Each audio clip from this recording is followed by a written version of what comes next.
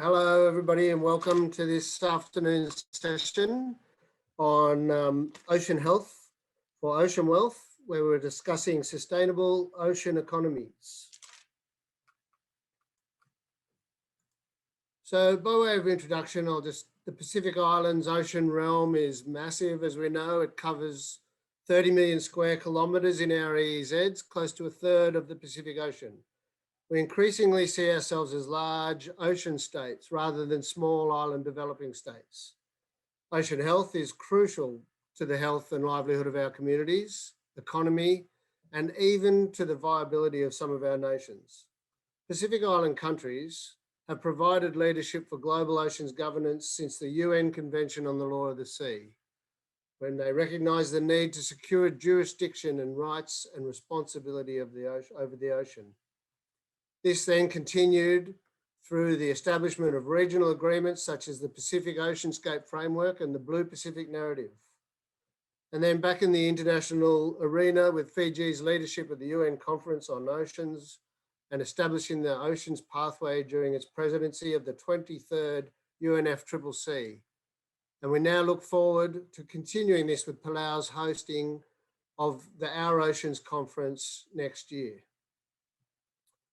We need to ensure, as we move forward, that we do today what is needed to hand over to our children and grandchildren a Pacific Ocean that is healthy and able to support our communities and generate wealth for our nations.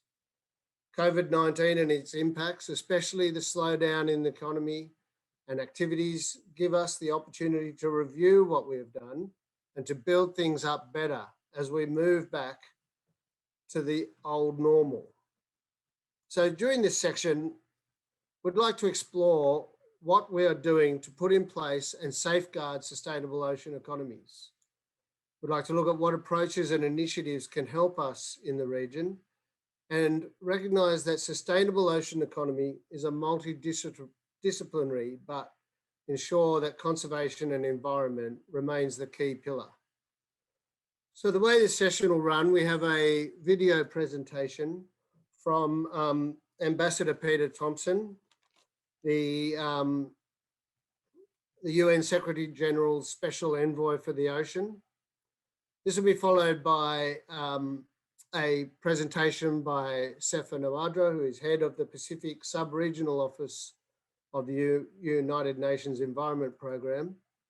And then we're going to go to an open forum. We're going to try it a little bit differently this time. So we'll have a set of 4 questions, which Junie will post up for us in the chat area. And I'd like you to think about these questions as you listen to the presentations, and then we can hopefully have an open discourse about the blue economy, sustainable ocean economy, and what it means for the Pacific, what we need to do in the future. Okay, thank you very much. We'll go now to the presentation from Ambassador Peter Thompson. Excellencies, ladies and gentlemen, Nimbulvinaka, Talofalawa, greetings to all attending this meeting, gathered here with us in cyberspace. Only a few decades ago, to entertain such a mode of meeting on a subject of such great importance would have been pipe dreaming. Yet here we are. Such is the power of human innovation and our ability to adapt in the face of necessity. You know, necessity comes to us these days in the form of 1 million animal and plant species on the verge of extinction, in the knowledge that the health of the ocean is caught in a spiral of decline, with our planet on course for over 3 degrees Celsius global warming before the end of this century, with commensurate escalation and devastation of natural disasters. Necessity means we're going to have to innovate and adapt in so many inspiring ways between now and 2050. And on that blue-green recovery road, from the findings of the high-level panel for a sustainable ocean economy to those of the OECD, from the World Economic Forum to the IEA, and many others more, we see affirmation of offshore renewable energy as a champion in the race to a carbon-neutral world by 2050. And if offshore renewable energy equates to sustainable national wealth, then the Pacific Islands are bountifully endowed with natural blessings of trade winds and tidal lagoons, and ocean currents, and steep ocean thermal gradients. A surge in offshore wind energy investment is already underway in many parts of the world. To safeguard our marine and coastal ecosystems, this surge must be closely twinned with comprehensive marine spatial planning.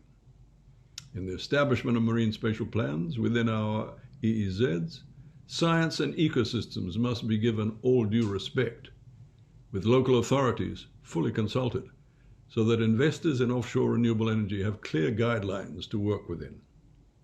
In so saying, I add my voice to those calling upon governments to now commit their nations to offshore renewable energy in order to make the smartest choice for the development of a sustainable ocean-based economy. You'll be aware of the work undertaken by the High-Level Panel for a Sustainable Ocean Economy.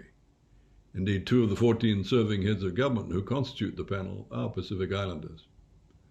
One of the headline recommendations emerging from the panel's work is commitment to national development of sustainable ocean plans. And as a follow-on to that, Norway and others are providing the World Bank's Pro-Blue Fund with the wherewithal to, amongst other things, assist countries in the development of their sustainable ocean plans. As momentum increases around the world for a sustainable blue economy encompassing sustainable aquaculture, the greening of shipping and ports, renewable offshore energy, and twinning coastal tourism with marine protected areas, world attention turns to blue finance. Here again, planning assumes central importance, for before parting with their funds, the providers of finance wish to see evidence of national plans compliant with laws that are rooted in good science. Another key component of Pacific strategy for a healthy ocean is that of marine protected areas. You are no doubt all well versed in the reasons MPAs are vitally necessary, and hopefully you're all on board with the push for 30% protection by 2030 to be adopted at Kunming next year within the CBD's post-2020 biodiversity framework. SDG 14.5, the target to conserve at least 10% of coastal and marine areas by 2020, received a major setback when CAMLA, at its annual meeting last month, failed once more to approve the establishment of 3 giant Antarctic marine protected areas. The bad news was turned around to some extent this month by Tristan da Cunha, declaring that almost 700,000 square kilometers of its waters will become a marine protected area, the 4th largest sanctuary in the world and the largest completely protected area in the Atlantic. The Pacific should take a good look at the Tristan da Cunha example, for it is based on solid partnerships that have been negotiated with great care. If partnerships are endowed with a spirit of trust and long-term cooperation when marine protected areas are being planned and implemented, they are thereby placed on a firmer footing of finance and governance and resilience for the ecosystems and coastal communities involved. Ladies and gentlemen, when we consider UNCLOS and all it has meant for those of us endowed with large exclusive economic zones, we should always be cognizant of the articles of UNCLOS relating to the protection and preservation of the marine environment. Article 193 confirms the sovereign right of states to exploit their natural resources, but affirms this must be pursuant to their environmental policies and in accordance with their duty to protect and preserve the marine environment. I look forward to further enhancement of the framework for nature conservation and protected areas in the Pacific Islands region emanating from this conference. May it provide further demonstration of the determination by Pacific Island countries to be at the forefront of protecting and preserving the marine environment of this planet. Thank you for your attention to my words. Whawhetai rawaleu.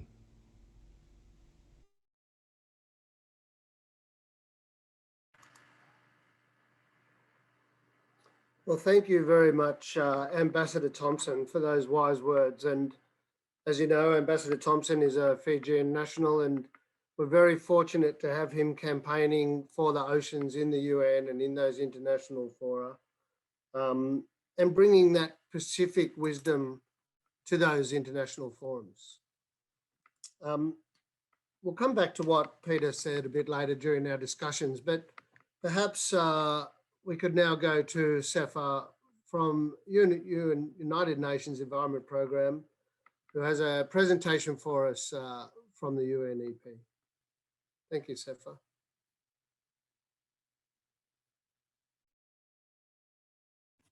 Coming to you from this prep node for this virtual meeting, trying to pretend I'm actually talking to an audience. One of the challenges in trying to present in this kind of setup is you don't really have anyone in front of you to react to.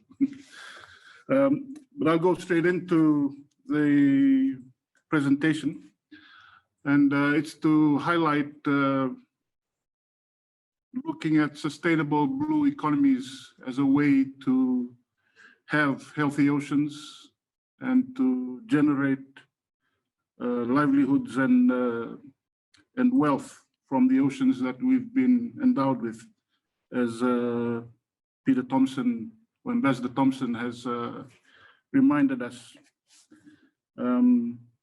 The leadership by Pacific Island SIDS, or Small Island Developing States, continued when the Rio Plus 20 discussions or negotiations were being undertaken in 2012.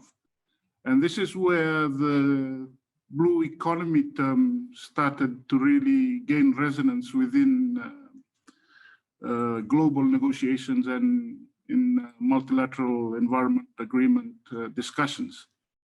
So at Rio Plus 20, it was brought up as a response or as an effort to try and keep the oceans agenda in the forefront during the discussions for the green economy. It's grown since then, and now it has a subject space of its own that is really gaining momentum as people look towards conservation and sustainable use of the oceans. Next slide, please. Yeah, for a long time, as these slides try to portray, we have used the oceans as a automatically replenishing source of food and natural resources. We use it without putting in place the management measures to keep ourselves going in the long term. The other side of it is that we use it as a sink for all the waste that we generate. I'm sure all of you are quite familiar with this. And then the final, what we can call nail in the coffin, is the impacts of climate change that Peter Thompson alluded to, that we're all starting to experience now with ocean acidification, rising temperatures, and the impacts on coral and other marine and ocean ecosystems. Next slide, please. At the global level, we've set the agenda as Peter Thompson reminded us again in his address. For SIDS, Samoa Pathway paragraph 53 to paragraphs 53 to 58 cover the issue of oceans, and many of the things that we need to look at and address have already been pointed to us by our leaders. Next slide. Many of the SDGs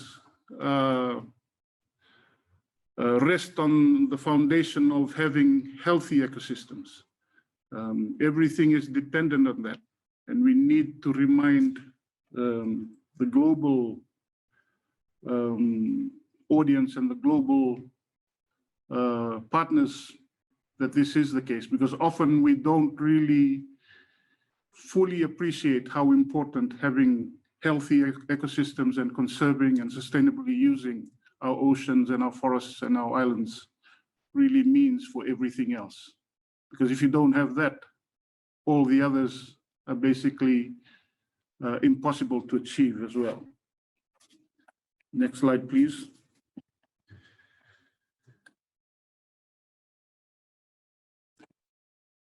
Sustainable use of oceans is highlighted as something that countries need to address, and the threat of continuing as we currently do in many cases with the overfishing and the treatment of the oceans as something that can take all the excesses that we produce, is something we need to address urgently as we seek to address the climate change issue that everyone is talking about at the moment.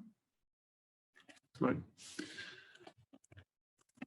There are a number of resolutions and initiatives that have been taken globally. The UN Environment Assembly, which is the main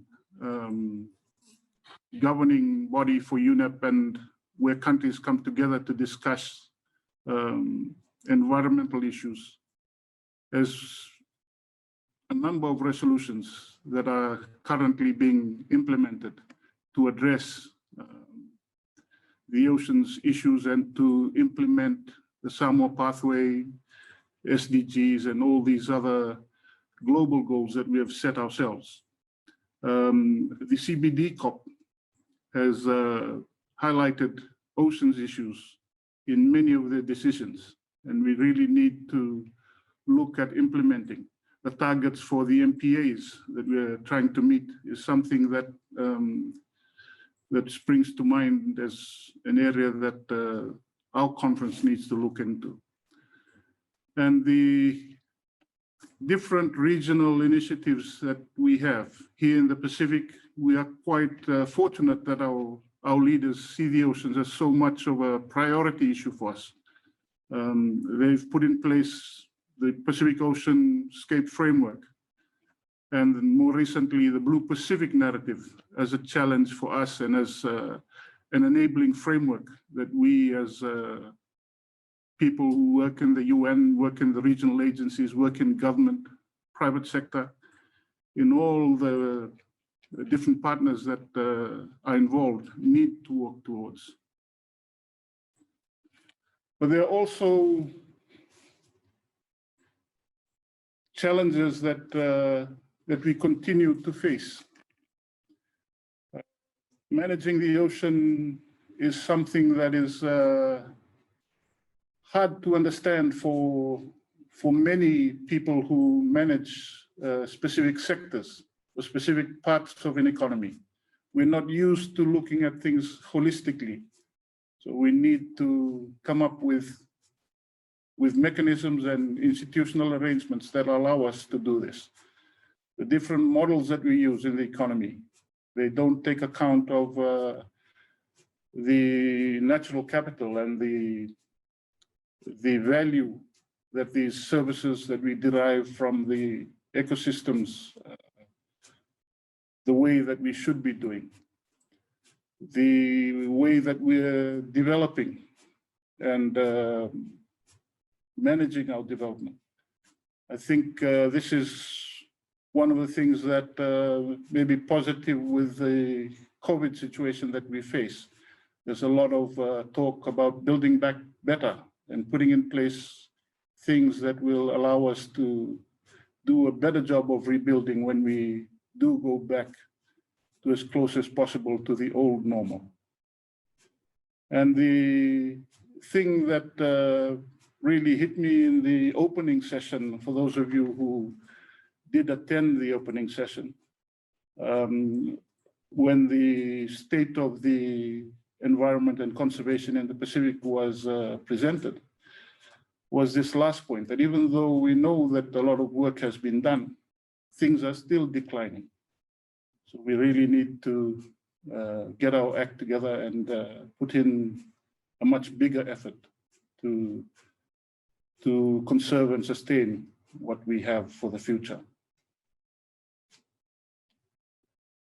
The challenge has always been finding balance, blue economy, green economy, sustainable development, integrated management. It's always been finding the sustainable balance between the different considerations we have to take.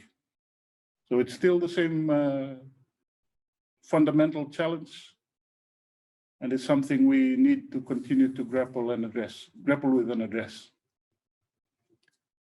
Slide. We need to look at what we have already.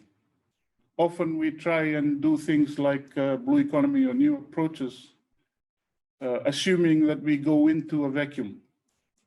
So we need to look at what we already have in place.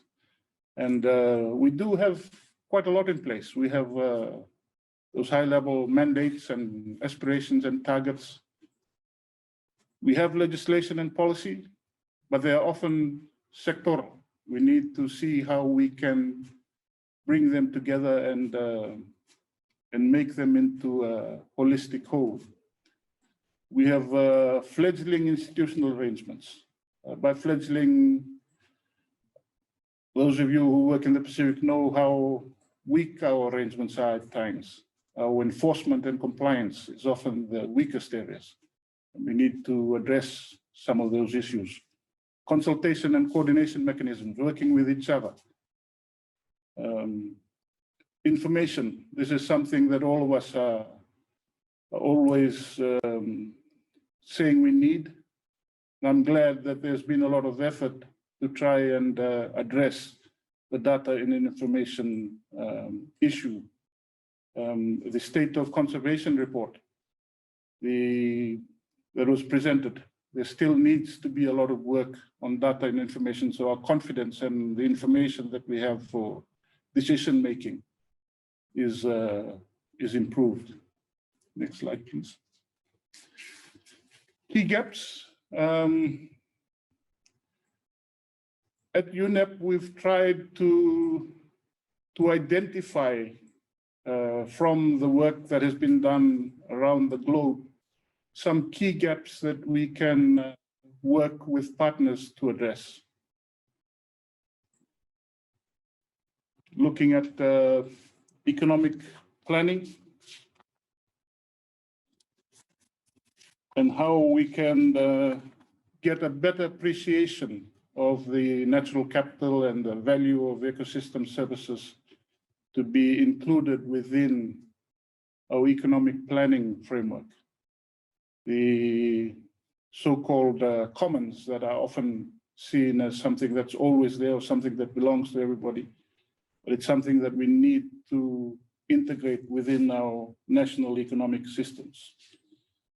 There's a sectoral approach that I've talked about earlier. We need to work in an integrated way. Gap 3 is looking at policies and legislation, trying to get the different sectors working together and having our national frameworks for managing these, both at the legal and also at the management level, to address things that will underpin the blue economy. Boundaries. We tend to separate how we manage according to what should I call them, artificial man-made boundaries or political boundaries. And we need to understand that a lot of these natural systems work across these different boundaries and areas. And gap 5 is looking at how we involve more people in the policy and decision making.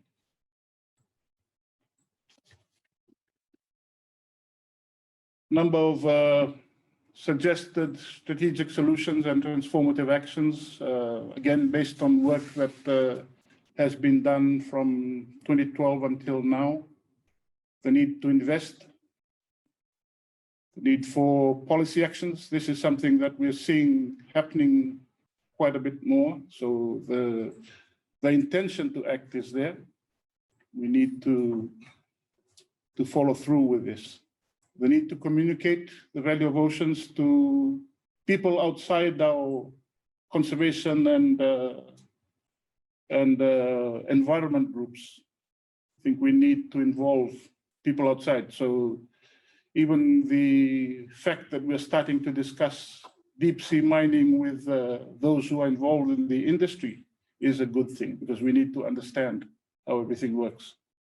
Circular economies, resource efficiency, sustainable consumption and production. I think these are things that we need to work to put in place. We still need to gain a living, but we need to make sure that these things don't harm us while we're going about the act of doing things every day. Essential to involve local communities, traditional owners or resource users in the planning and sharing of oceans issues, especially in the Pacific, where our local communities have rights on use and to some extent ownership.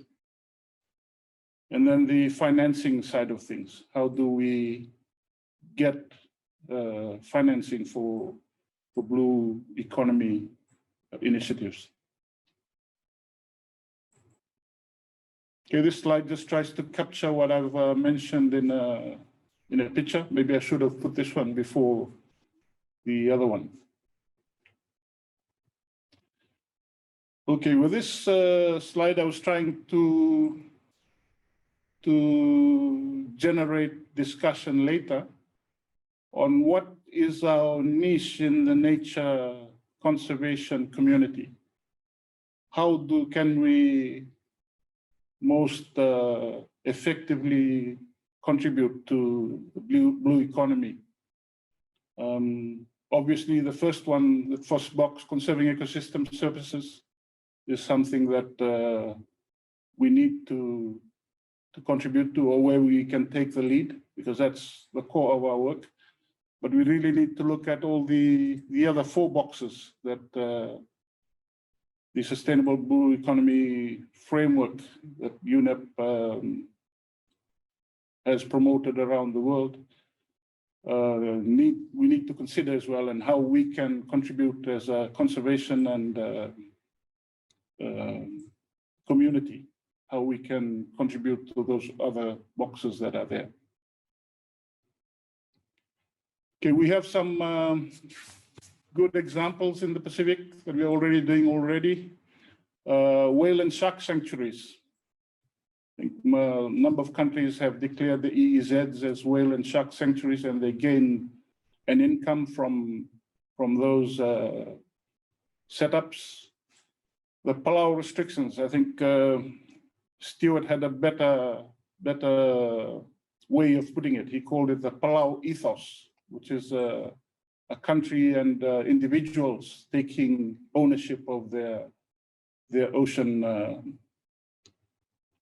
resources. Locally managed marine areas. This is something that's quite successful in the region, and I think is not recognized as much as it should be internationally as a viable management options for blue economy. Circular economies, the issue of marine litter, it's something that is a challenge for the conservation community and something that we need to deal with. Looking at the third box, integrated use of ocean space, a lot of countries are doing the oceans policy right now. Fiji just last week, I think, Samoa 2 or 3 weeks ago.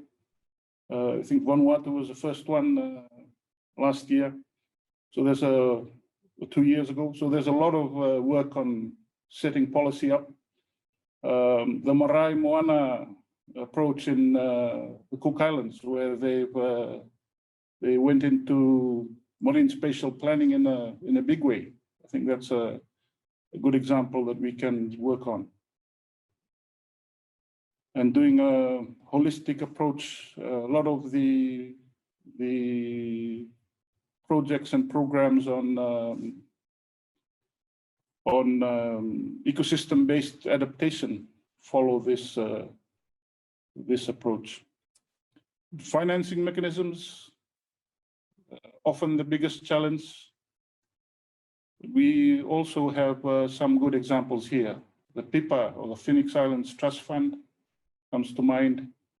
There are green bonds that worked in Fiji. Maybe blue bonds could work in other places. I think Fiji generated over $30 million in green bonds when they put theirs out. So it's a viable mechanism for the Pacific.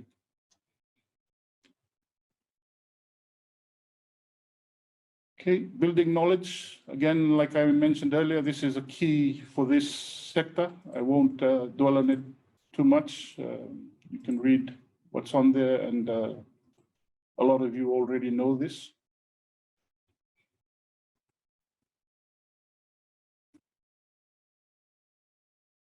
Circular economy. I think we really need to work with especially with our waste and pollution colleagues and our people who work in governance, in environmental impact assessment, to ensure that the things that we are putting in place going forward are able to adhere to these principles.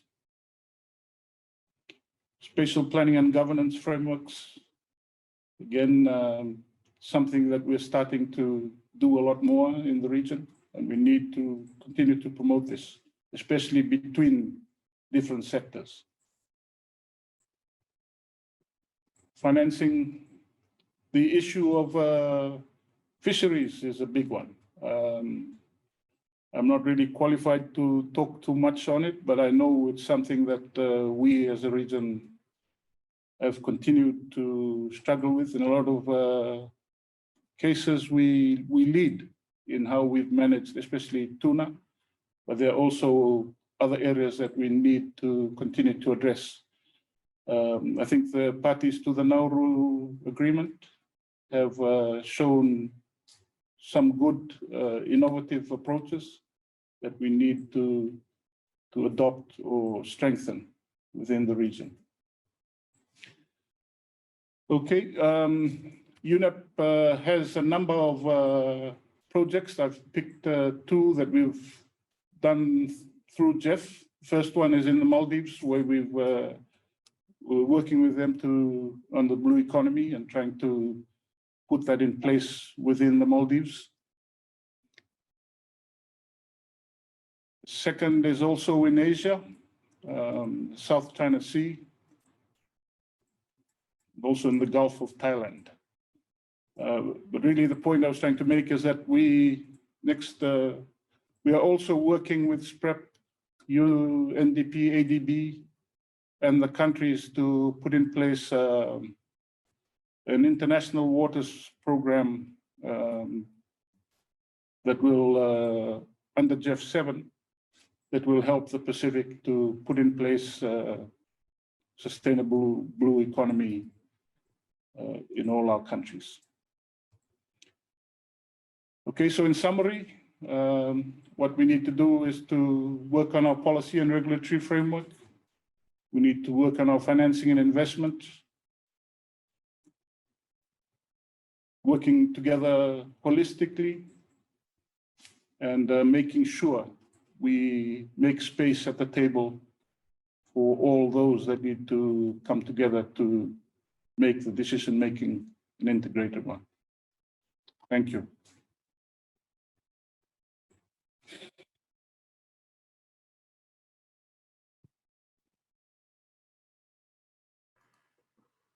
Thank you very much, Safar. That is a very, very interesting and informative presentation. I think you've covered off on so many aspects of what is a very complex problem, really, because a lot of the things we're talking about here conflict with each other. And so how do you bring those together into that perfect center of the three circles to find the right path forward? Now, we've posted the questions up there, and I see that we've had some responses already, and I thank everyone for that.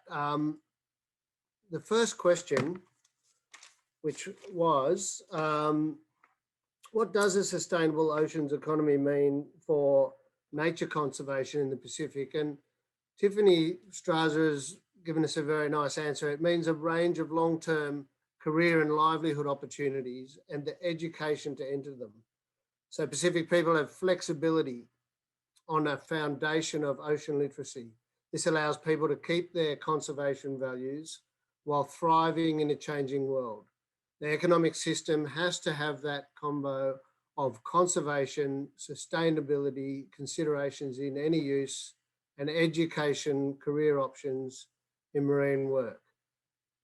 That is a very good point, and I think that, you know, central to this is that we have to provide social opportunity from any economic activity in the blue economy space. I wonder, Sefer, if you've got any more thoughts on that.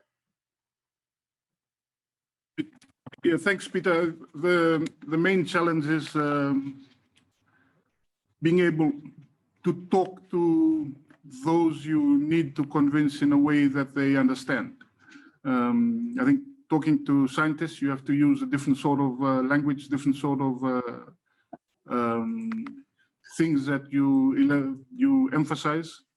The same with economists. So you need to talk to them in a way that they understand, and the way that they are able to be convinced that this thing makes sense economically. Politicians are similar, so you need to approach them in a different way. And the same with communities. So it's a challenge trying to convey this in a way that's appropriate for different parts of the population. And we really need to prioritize and target how we do these things. I think you're absolutely right. I mean, that the importance of getting all the sectors to work together and the different parts of society to come together to work on this in a way that conservation is absolutely central, or the maintenance of our natural assets is absolutely central to any project, is very important. And as you say, we have to adapt our language to the audience that's appropriate. And Marielle Villanueva has commented that we need more people, especially students, involved to make a change, to make laws that will enforce conservation in our islands, such as banning certain things. That's her thought. And of course, regulation and enforcement, Sefer, you did raise that, is an important aspect of this. I mean, while we have to drive this from an economic sort of standpoint and bring this thinking into policy making and everything, at some point we will have to make regulations and enforcement. And that's an anathema to some sectors of a free economy, but it's absolutely important. We can regulate the fishery all we like, but if we don't enforce those actions, then it will be to little avail. I think I found very interesting that, you know, and Ambassador Thompson mentioned it as well, that a huge part of this is good planning and coordination so that we use our marine resources in the most efficient way. And we're really working towards marine spatial planning, and a lot of Pacific Island countries are now undertaking that, many with the help of IUCN and others, and developing national oceans policies. And the Pacific has been campaigning fairly heavily in the BBNJ negotiations to have strategic environmental assessment as a strong article in the agreement, so that we can make an assessment of what the policies and conflicts are. I don't know if you have any comment on that, Sefer. Yeah, just on the just on the carry on, please. Just on the policy and legislation aspect, I'll just bring an example on how that can impact in ways that we don't appreciate sometimes.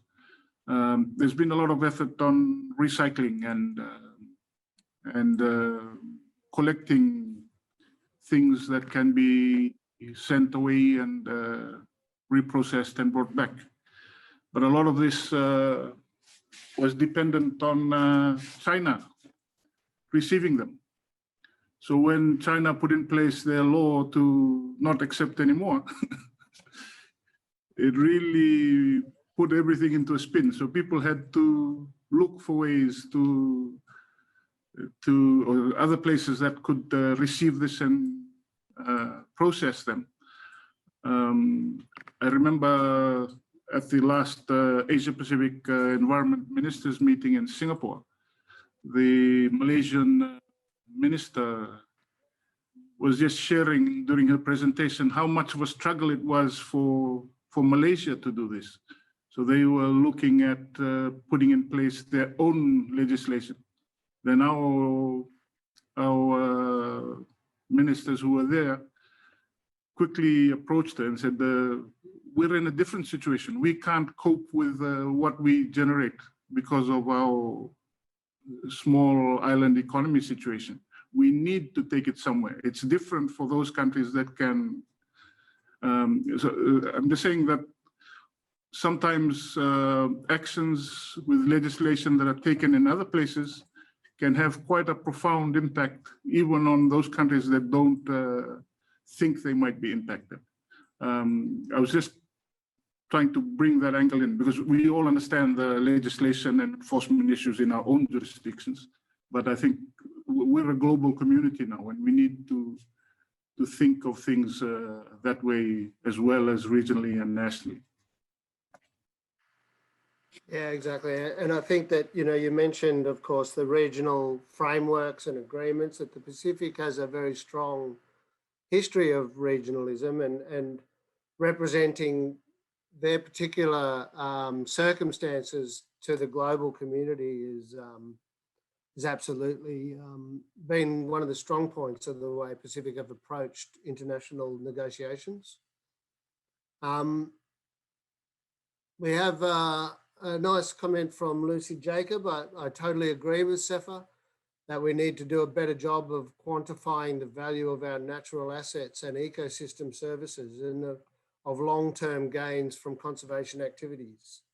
Fishing industries and other industries will cite short-term economic losses from restrictive activities such as MPAs, but the long-term ecological, fisheries, cultural and social benefits need to be accounted for. Having regional guidance on how to do this would be helpful.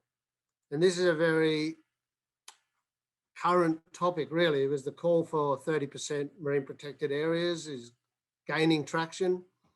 And of course, people become fearful then, what does this mean for our economic value of our fisheries and our the contribution, the important contribution that fisheries, particularly oceanic fisheries, make to the economies of the Pacific. And I wonder if you have any ideas of how we can bring the sectors together so that there is a genuine conversation on how to move this forward and how to plan best for the future and examine the science and look at where the benefits can be made.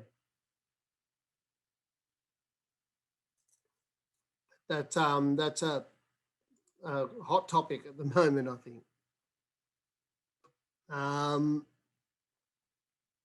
Kristen says diversification of industry, and how does that work with empowering the local talent pipeline as well as promoting a local community and environment that supports entrepreneurship and innovation?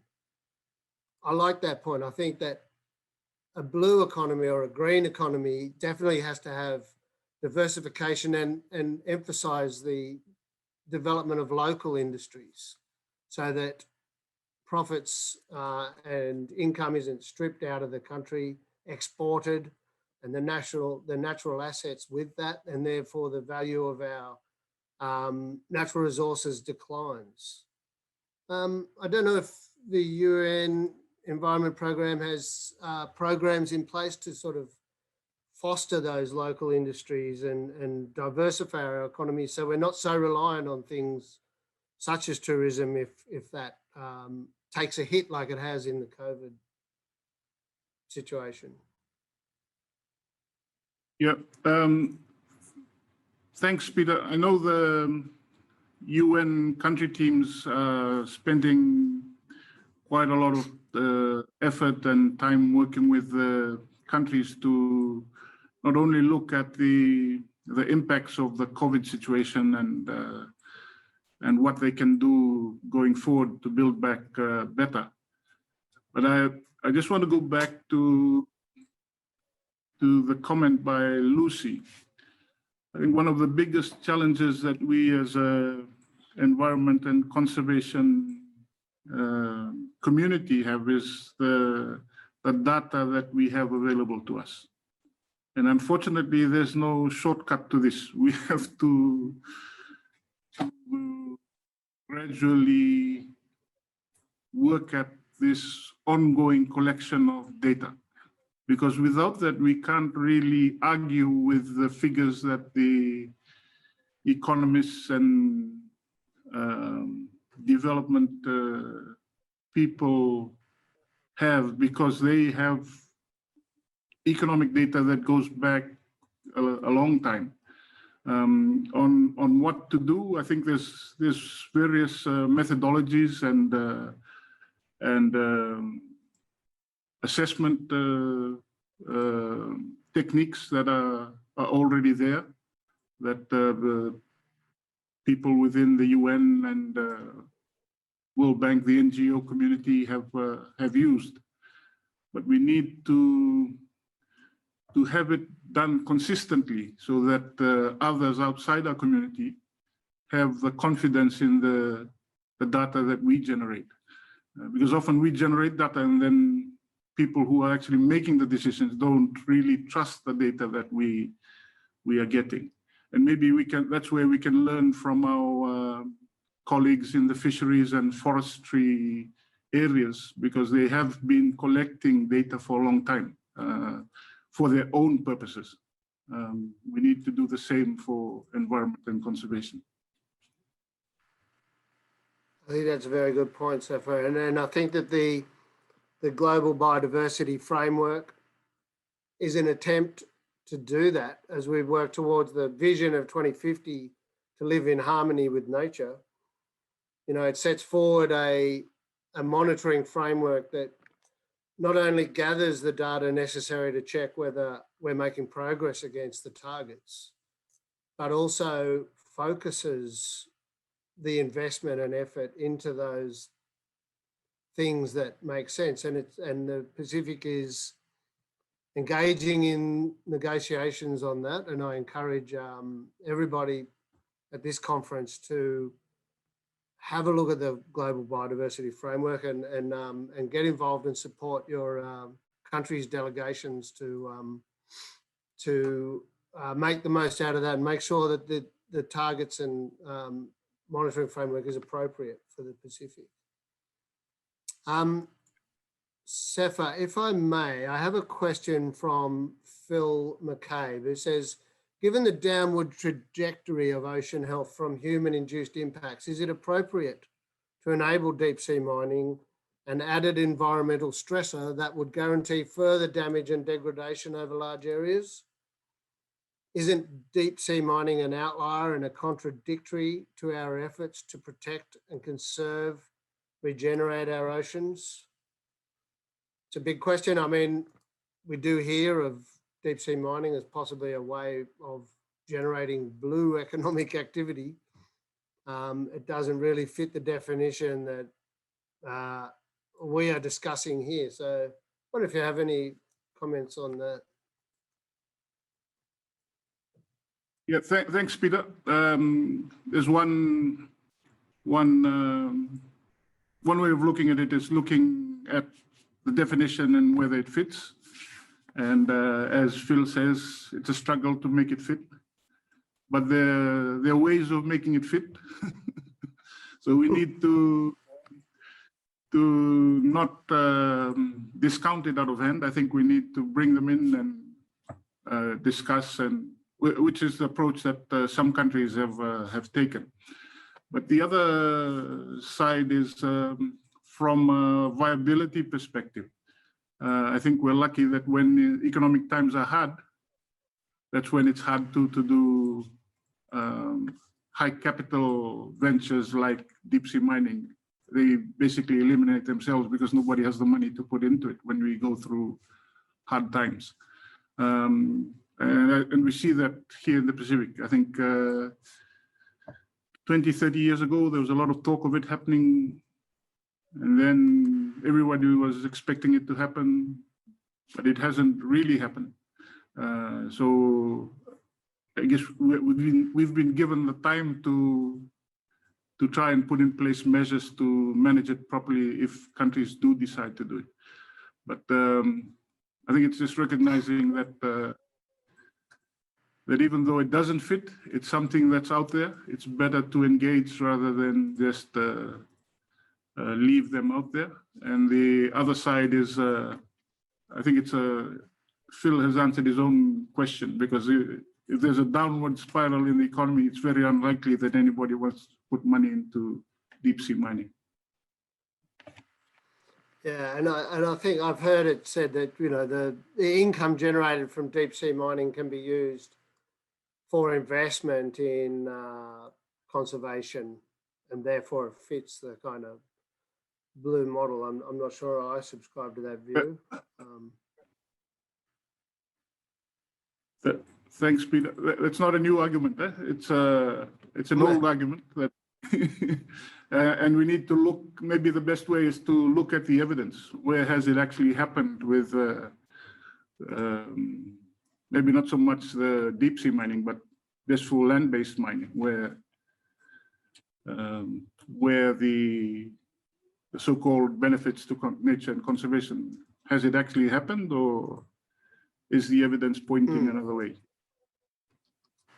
Yep, and that idea of offsets also moves into the idea of the blue carbon market, and you know, providing offsets for emissions through conservation of mangroves. And in some sense, this is a great thing. It values natural systems and natural assets, which is something we're attempting to do. On the other hand, it potentially gives emitters an out for not reducing emissions. And Espen has made a comment here: the blue economy needs to be looked at more holistically than just blue carbon, especially in financing. Yes, our marine and coastal ecosystems do sequester carbon. The carbon removal contributions of nature, if they are additional to efforts to decarbonise, are critical in achieving the Paris Agreement goal. However, the idea that removals might be able to compensate for or offset continuing emissions elsewhere is not scientifically or mathematically sound. Offsets do not reduce the overall concentration of carbon dioxide in the atmosphere. At best, they result in no net emissions. So I think that's a fairly succinct summary of that paradox. Yeah. Yeah, thanks, Peter. I think that's a wonderful example of people having to exercise value judgments. What do they value the most? Is it the local and short-term benefit, or is it the climate emission targets that we want to meet? I think that's essentially what Espen is saying, not to forget that there's a political angle to all this, there's an advocacy angle to all this, and not just stick to the economic or models that say this could be a viable option for some countries, or sequestration of blue carbon, while at the same time we are damaging our own argument to have more ambitious emission reductions. Yeah, I think somehow moving away from trade-offs into a more sort of holistic view is something we need to work towards. And Makiko Yoshiro has suggested we could also rethink of how the wealth of nations and economic growth has traditionally been measured in terms of GDP. When measured in GDP, it does not reflect the negative impacts of economic growth on the biosphere and unsustainable use of natural resources. While it is clear that economic growth and other forms of human progress have come at a tremendous environmental cost, which threatens the future sustainability of our economies, we would need a more comprehensive approach for measurement to be used for planning processes, e.g. inclusive wealth index, that assess countries' stock of assets, including a manufactured human and natural capital, and the measuring the changing health of these assets over time. That's a very good point, and I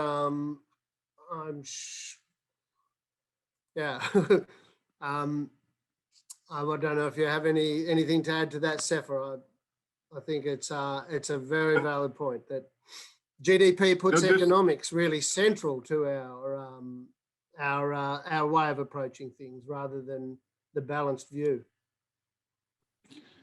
Yeah, maybe just to add that some of the happiest and people and communities I've come across are those that have almost nothing economically, but they have a